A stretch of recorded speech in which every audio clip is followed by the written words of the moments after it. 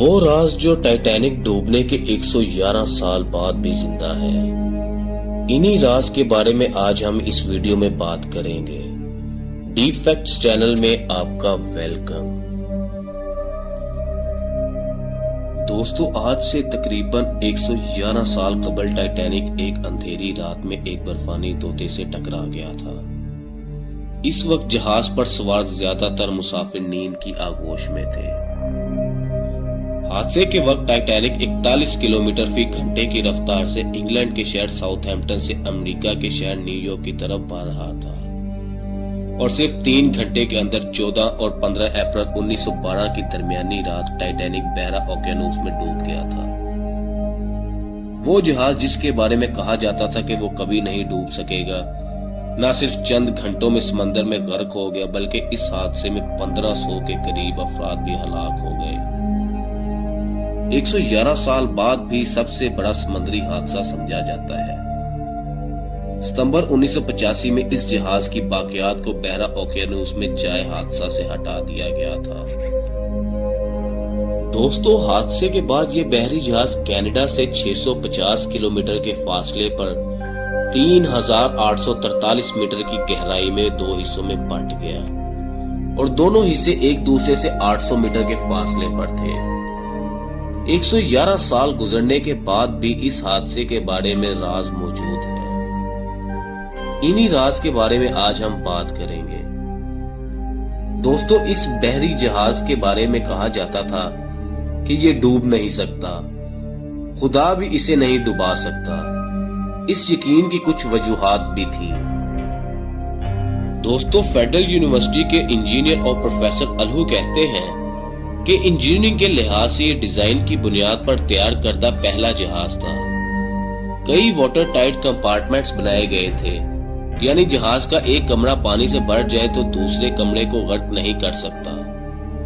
وہ بتاتے ہیں کہ اس جہاز کی تیاری کے دوران کچھ مشکلات پیش آئی تھیں، جیسا کہ جہاز کی اونچائی کتنی رکھی جائے تاکہ بجلی کی تاریں اور پانی کے پائپ ٹھیک سے کام کر سکیں۔ اس پر بہت سوچ بچار کی گئی۔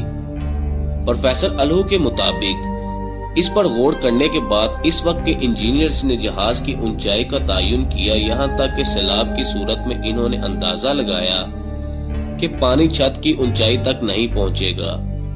انہوں نے چھت پر محفوظ کمپارٹمنٹس بھی بنائے، لیکن تب تک کسی نے برف کے تودے سے زبردست ٹکراؤ کا سوچا بھی نہیں ہوگا۔ دوستو، بڑے حادثوں کے بعد اس کی وجوہات میں انسانی غلطیاں ہمیشہ پائی جاتی ہیں۔ ماہرین کے مطابق آئس برگ سے بڑے خطوں سے گزرنے میں مشکلات کے باوجود اس پر سفر کو تیزی سے مکمل کرنے کا شدید دباؤ تھا۔ دراصل یہ دباؤ بلو بینڈ کے حصول کے لیے تھا۔ 1839 میں شروع ہونے والا یہ اعزاز بحرہ اوقیانوس کے عبور کرنے والے تیز ترین جہاز کو دیا جاتا تھا۔ ٹائٹینک کو اس اعزاز کا سب سے مضبوط امیدوار سمجھا جاتا تھا۔ پروفیسر الہو کہتے ہیں کہ اس زمانے کے مطابق ٹائٹینک بنانے کے لیے بہترین انجینئرنگ اور ٹیکنالوجی کا استعمال کیا گیا تھا۔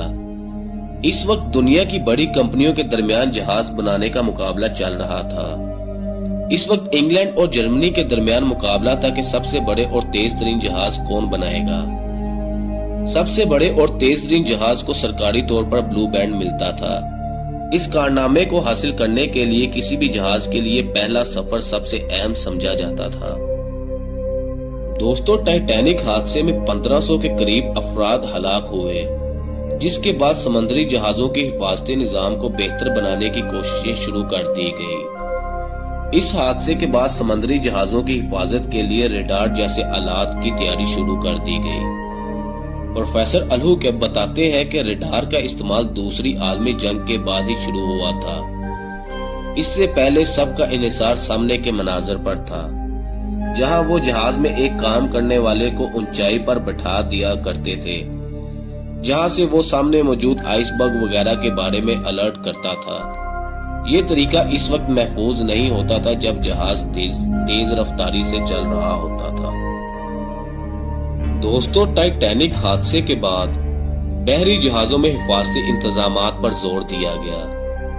टाइटैनिक के हादसे में बहुत से लोग इसलिए मारे गए कि इनके लिए लाइफ बोट्स नहीं थी। प्रोफेसर अलहू बताते हैं कि ये जहाज कभी नहीं डूब सकता। इस यकीन की वजह से जहाज में सिर्फ आधी लाइफ बोट्स रखी गई। आजकल के दौर में रेडार और सोनार बर्फ के तोदों का बहुत पहले का पता लगा लेते हैं। आज समंदर की नक्शा साजी या नेविगेशनल चार्ट सब सफर के दौरान बहुत ज्यादा जदीद है। दोस्तों, अगर वीडियो पसंद आई तो लाइक करें, शेयर करें और मजीद ऐसी इंफॉर्मेटिव वीडियोस के लिए चैनल को सब्सक्राइब करें।